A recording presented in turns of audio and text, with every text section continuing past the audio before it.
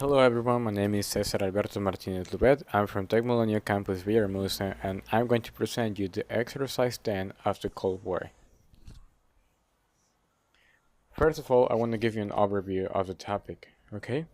So, in 1945, United States and the Soviet Union sought to expand their influence throughout the world. This is because after the World War II, these two countries remained the world powers.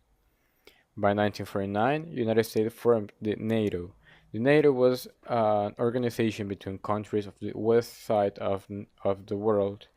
These countries were all capitalist. By 1950s, United States and the Soviets started producing nuclear bombs. This was a really big threat for humanity. In 1955, the Soviets created the Warsaw Pact. This pact was almost the same as NATO, but included the countries on the east side of the world, and these countries were communist. By 1962, an agreement on nuclear weapons was reached between these two countries, which I'm going to explain in 1970s. But first, in 1979, the Vietnam War happened.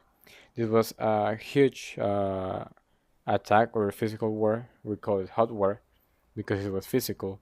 But this war was a great lost from United States to a really small country like Vietnam.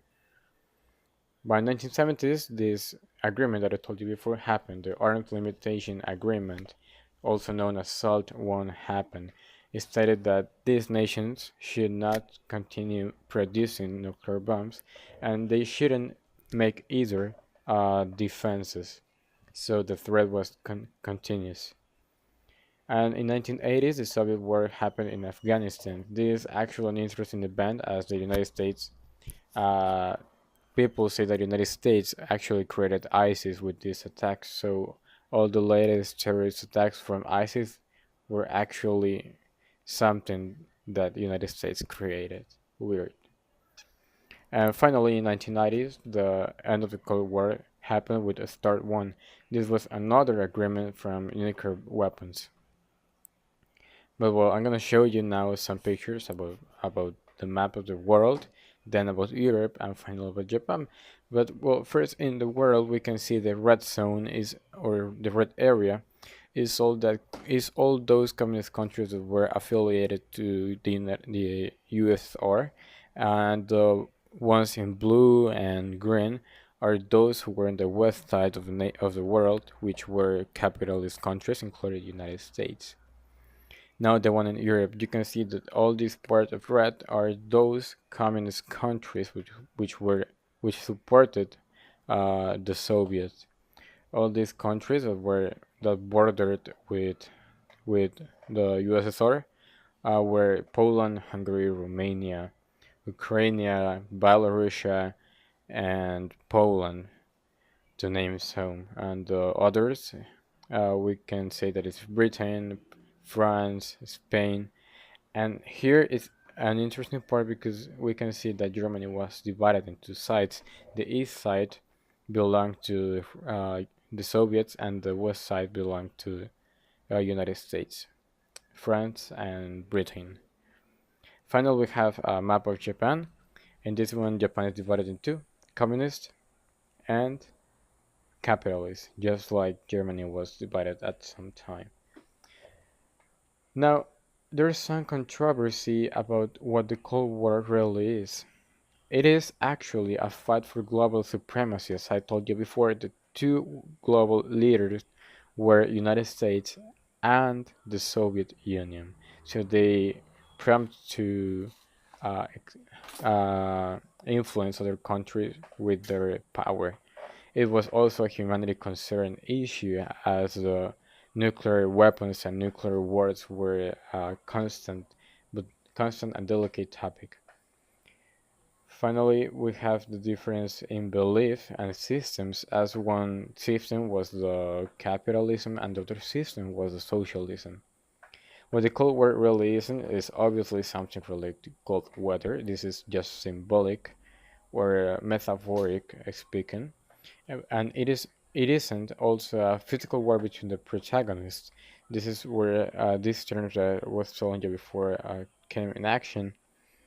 Uh, as the Cold War can be misunderstood. For example, a hot war is fought physically and directly between two nations, but a Cold War isn't a fight or a direct fight. So that's why we call it. It's not physical. That's why it is called a Cold War between these two protagonists of war, United States and Russia. So we could say that the Cold War is a fight of systems where neither of the sides fought the other physically. In few words, it was basically an indirect fight between United States and Russia. But there was also another fight, but this was of ideas. We have socialism, and on the other side we have capitalism. Well, there were these two main powers adopted one of these economic systems. In one side, the USSR adopted socialism, whose main character was Karl Marx. He had the idea that everyone received as much as they contribute to society. So this makes every individual equal to law. The society owns equal portion of the factors of production. Here, a pro or an advantage is that everyone has access to healthcare and education. However, competition is not allowed in socialism, as the basis of the system is cooperation among individuals. So if a person pretends to compete, this person or individual is not accepted by socialism. On the other side, we have capitalism. Capitalism was a movement influenced by Adam Smith from Ireland, although this character was he started putting this idea of capitalism in the 17th century. Then obviously capitalism evolved from a point of view. It kept the same idea, but it says that everyone works from their own health and private institutions own the factory of productions. It requires a free market to succeed in order to keep prices as low as possible. Mexico has a capitalist system, for example. As an advantage, competition in free market regulates prices, but on the other side, a downside is that this system does not promote equality but competition. That's where social classes emerge: low, middle, and high classes. There is also a lot of corruption in capitalism normally. But on the other side, in socialism, few countries succeed in this type of economy. Well, now I'm gonna pass to show you an interview that we made to one of our teachers here at Tech Millennium. Her name is Barbara Ann. She's from the United States, and she's gonna tell you what she knows about the Cold War during her childhood, what she experienced, and what she heard from other people. Hope you enjoyed this. The teacher Barbara Ann from Tech Millennium Villahermosa. So these are the questions. What countries were the world leaders during this period of the Cold War? In the Cold War, there was Russia, United States. China hasn't ascended yet, and obviously Europe, but mainly the United States and Russia. Okay, thank you. Now, why did countries who were allies during the wars became enemies afterwards? Well, that's okay. I was born in 1959, so in both World War I and World War II, you had Japan attacked the United States in World War II, and Germany, Hitler tried to take over the world, and he obviously he went against Poland, France, Spain, Africa. He invaded Africa. And we were allies with, actually we weren't really allies, but with Russia and with Europe, of course. And everybody was living fairly peacefully until Hitler decided to take over the world and started to annihilate all the Jews. Then, once the war ended, because Russia and the United States and Britain, I'm sorry, I forgot Britain, were the principal players. I forgot Britain.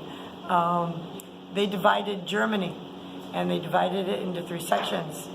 Then Germany saw that the Americans and the British were prospering more, so they built a wall because they did not like how everybody was comparing everything in Russia to, is what my history book said.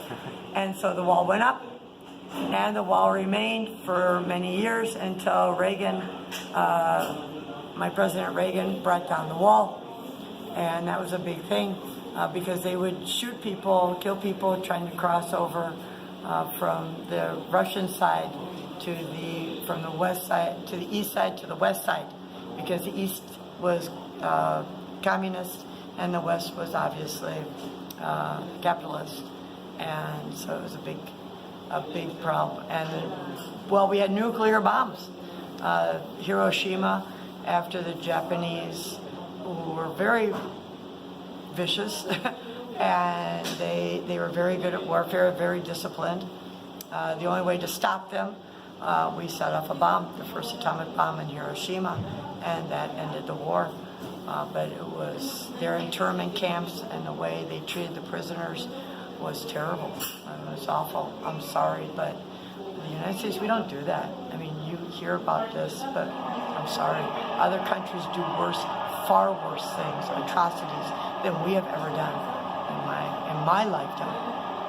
So we're going to pass the next question. Okay. Where did the Cold War take place? The Cold War took place in Europe. The Cold War was, like I told you, we're supposed to go out because it's a fire drill. The Cold War, the Germans built the Russians built the war to separate the West from the East. They owned the East, and the capital, United States, Britain, owned the West. And so those were the principal countries. What opinion did the general public have of the Cold War? Well, when I was a child, and I grew up through the Cold War, not through the war, but we had a saying, better dead than red, which meant better, you didn't want to be a communist, you're better off dead. And Cuba was part of them. Cuba became part of Russia as far as alliances go. And we just didn't really, we knew there was a separation between West and the East Germans. And the East Germans were always trying to escape to the West. And we encouraged them. I mean, we always hoped that they had success because Russia was very hardlined. And of course, China was coming into power too, and they were as communistic as, and even probably worse than Russia. Okay. What type of weapons did the two world powers have at their disposal? They, well, we had bombs, you had the fighters, you also, no atomic bombs were used, but it was always a threat that because the Russians also had atomic bombs after we had bombed Hiroshima. Everybody had, well, the powers had. But just normal bombs, airplane, aircraft, hand to hand. It's terrible. Yeah. There's some really great war movies. There's one about a horse also, and it was a horrible. Many people died. It was really terrible. All wars were terrible. Thank you, teacher, for the time. Yes, you're welcome. So that was the interview. As a conclusion, I could say that the human itself is greedy, and when it sees an opening, however small, it will attempt to make it through. The Cold War, from my point of view, was an act of cowardice. Instead of trading directly with the enemies, the two world powers damaged many other countries around them. Of course, there was a constant threat of a third world war and the human extinction through nuclear weapons. It was a really delicate topic, but differences in belief and systems was a constant clash. But I think that these systems or economic systems can converge to create a better societies with better quality of life, just like, for example, Sweden has done it. However, I could say, just like John Green said in one of his videos, he described this event as the past feels distant even when it is near, and the future seems assured even that it isn't. These are really profound words.